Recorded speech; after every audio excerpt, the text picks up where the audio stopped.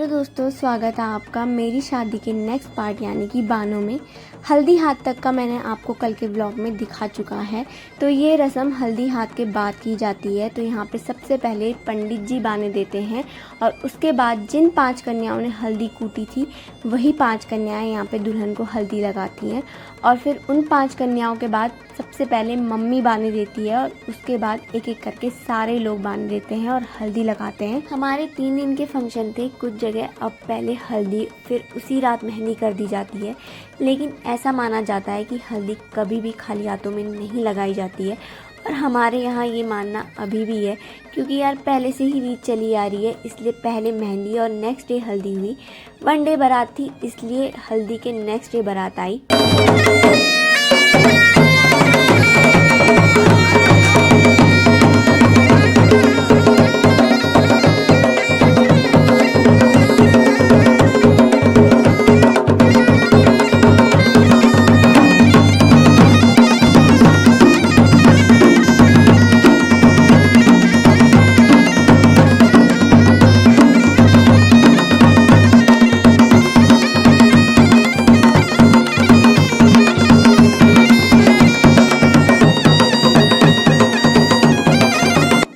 यहाँ पर मेरी मम्मी जैसे ही मुझे बाने देने आई वैसे ही रोने लग गई।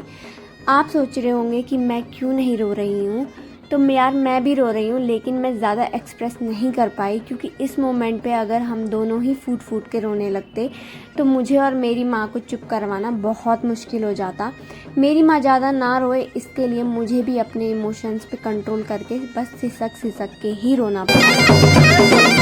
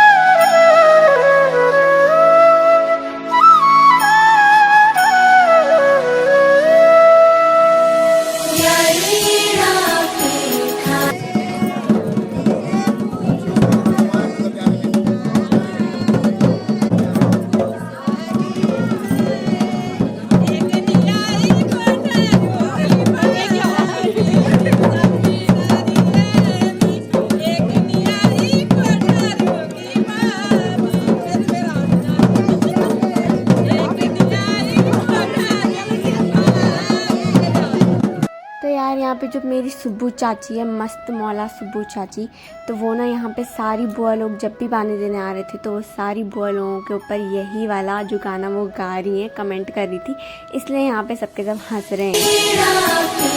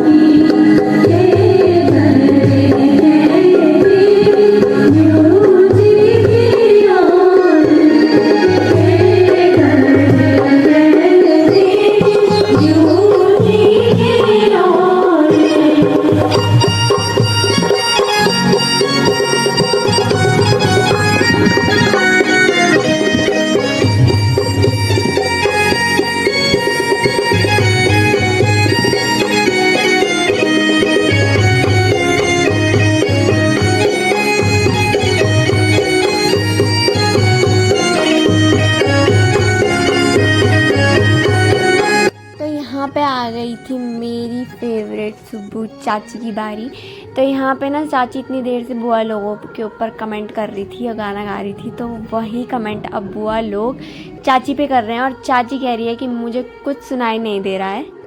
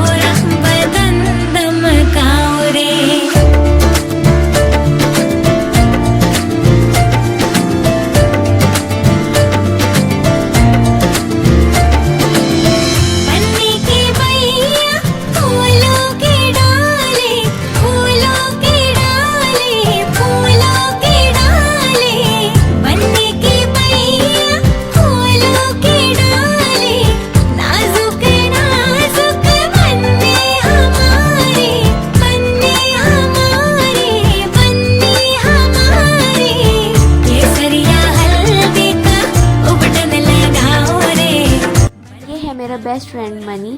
मेहंदी एक को थी बट मैंने इसे 28 को ही बुला दिया था। तो ये और मेरा एक और फ्रेंड 28 को ही आ गए थे और इन्होंने बहुत ज़्यादा हेल्प करी है। लग ही नहीं रहा था कि ये दोनों के दोनों मेहमान होंगे। हल्दी लगाओ रे, तेल चढ़ाओ रे, बन्नी का गोरा बदन दमकाओ रे।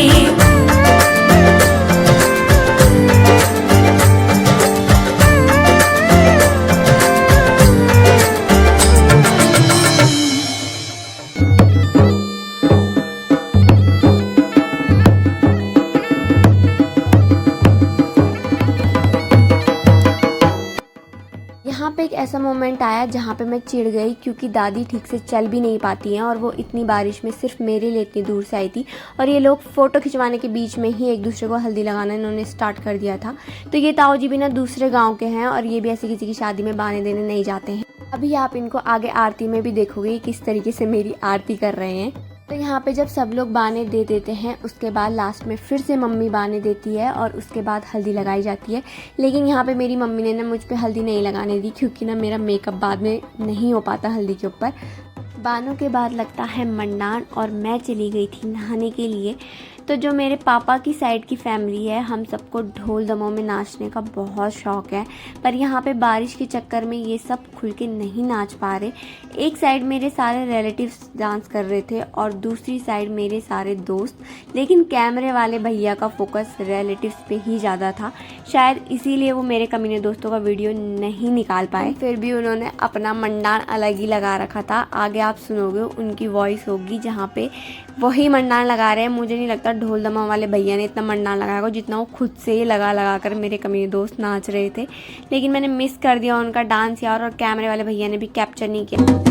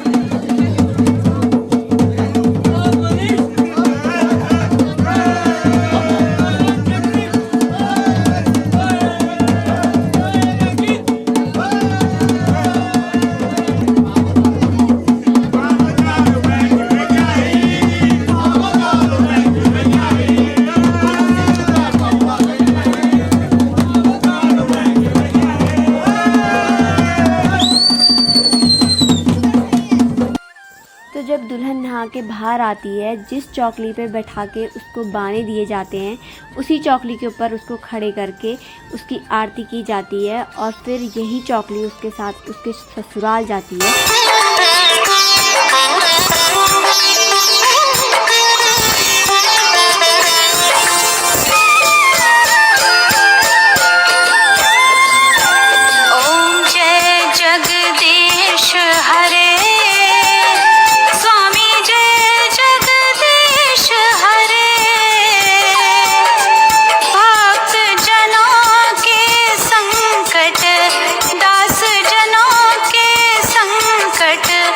यहाँ पे मेरे नाना ने पीछे से आके अचानक मेरे सिर के ऊपर हाथ रख दिया।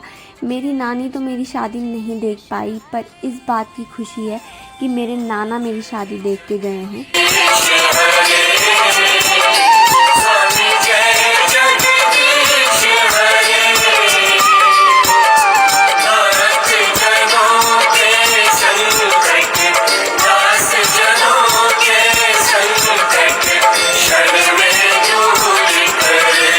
यहाँ पे ताऊ जी आ गए थे मेरी आरती करने के लिए और इनके आरती करने के तरीके को देख के सब मुस्कुरा रहे थे, पर मुझे बहुत अच्छा लगा क्योंकि लोग जब आपको प्यार करते हैं ना तभी वो इतनी इम्पोर्टेंस देते हैं। और जैसे कि मैंने बोला, मैं तो प्यार की भूखी रही हूँ।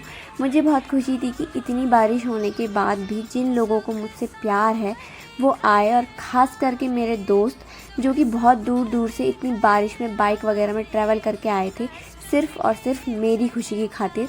इसके बाद दुल्हन को आरती की थाली के नीचे का काजल लगाया जाता है और इस रस्म के बाद पानी परोखने की रस्म आती है, जिसमें सब लोग दुल्हन के ऊपर से पानी परोख के पीते हैं। मुझे यहाँ पे इतना ज़्यादा गुस्सा आने लग गया था क्योंकि यार एक तो ना ठंड हो रही थी बहुत ज़्यादा और मैं अभी भी नहा करके बाहर आई थी, मेरे बाल भी पूरे गीले थे। और यहाँ पे ना मामी ने एक बार में बोल भी दिया था कि सब लोग एक साथ परोख के ऐसे ही पानी पी लो एक एक करके, लेकिन यार सब लोग ना मेरे ऊपर से परोख परोख के पानी पी रहे थे। तो मुझे बहुत ज़्यादा गुस्सा आ रहा था कि यार कब ख़त्म होगा और मैं कब अंदर जाऊँगी। मुझे बहुत ज़्यादा ठंडा लग गया था।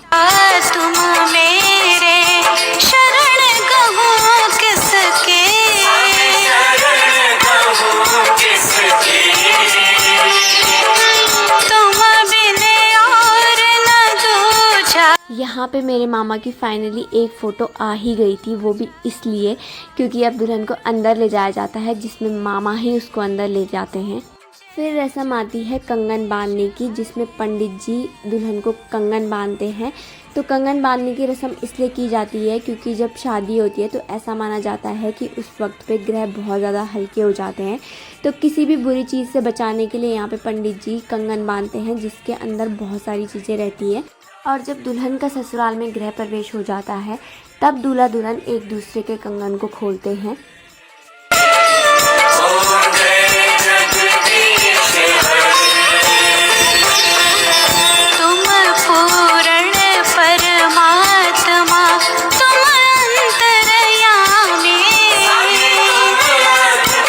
फिर से ये क्लिप मोबाइल की है क्योंकि यार बानों में बारिश की वजह से ना कैमरे वाले भैया के वीडियो रिकॉर्डर में पानी चला गया था, जिसके कारण वो पौड़ी चले गए थे। यहाँ पे उनकी कोई भी गलती नहीं है, पर हमने एंजॉय पूरा किया। यहाँ पे सारे ग्रुप्स बने हुए थे और मैं एक एक करके सबके साथ नाचने जा रही थी। तो एक साइड ग्रुप बना हुआ था मेरे सारे कमीने दोस्तों का और एक साइड ग्रुप था मेरे सारे रिलेटिव्स का और एक साइड तीसरा ग्रुप था जिसमें मेरे स्टाफ वाले नाच रहे थे। मेरे सारे दोस्त लड़के ही हैं, बस लड़कियों में सिर्फ 2 ही मेरी दोस्त हैं जो कि स्कूल फ्रेंड हैं। वैसे तो ये बहुत कमीने हैं, पर मैं कभी एक्सप्रेस नहीं कर सकती कि इन्होंने मेरा साथ तब दिया है जब मेरे साथ कोई भी नहीं था, और आज भी मेरी खुशी के लिए इतनी दूर से आए थे। इनफैक्ट इनमें से तो एक लहसुन प्याज भी नहीं खाता, फिर भी वो आया और 3 दिन सिर्फ चने खा के उसने काम चलाए हैं। और मेरे भी यार ध्यान में नहीं रहा बिल्कुल भी, और मैं परेशान ना हो जाऊं इसके कारण इन लोगों ने भी मुझे नहीं बताया। इनके साथ नाचने के बाद मैं चली गई थी सेकंड ग्रुप यानी कि मेरे स्टाफ वाले ग्रुप में, और मुझे अपने स्टाफ की ना बहुत ज़्यादा याद आती है। स्टाफ की क्या, मुझे श्रीनगर की बहुत ज़्यादा याद आती है, अपनी जॉब की बहुत ज़्यादा याद आती है। तो आज का ये ब्लॉग यहीं पे एंड करते हैं, मिलते हैं आपको नेक्स्ट पार्ट में, तब तक के लिए बाय।